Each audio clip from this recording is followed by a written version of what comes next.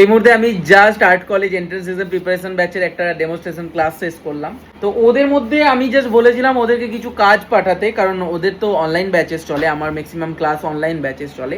তো ওরা আমাকে কাজ পাঠিয়েছে, আমি বেশ কিছু পার্সেলও রিসিভ করেছি ওদের তরফ থেকে, যেগুলো আমি পরবর্তী ক্লাসে আমি ওদের ডেমনস্ট্রেশনের মধ্যে ওদের প্রবলেমগুলো ক্লিয়ার করছি। ওদের কম্পোজিশনে এতগুলো ভুল থাকে, ঠিক আছে? আমি বারবার বলি যে কম্পোজিশন হচ্ছে না, কারণ কম্পোজিশন যদি হওয়াতে হয় তাহলে তোমাকে পুরো জিনিসটা ব্যালেন্স করতে হবে।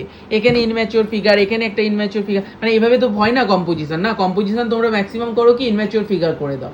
তোমাকে প্রপার কম্পোজিশন করতে হবে এবং ন্যাচারালিস্টিক ওয়েতে কম্পোজিশন করতে হবে। প্রতিটা ফিগারকে স্ট্রং করতে হবে, তাদের লাইন, ভলিউম, এভরিথিং ব্যালেন্স করতে হবে, ঠিক আছে?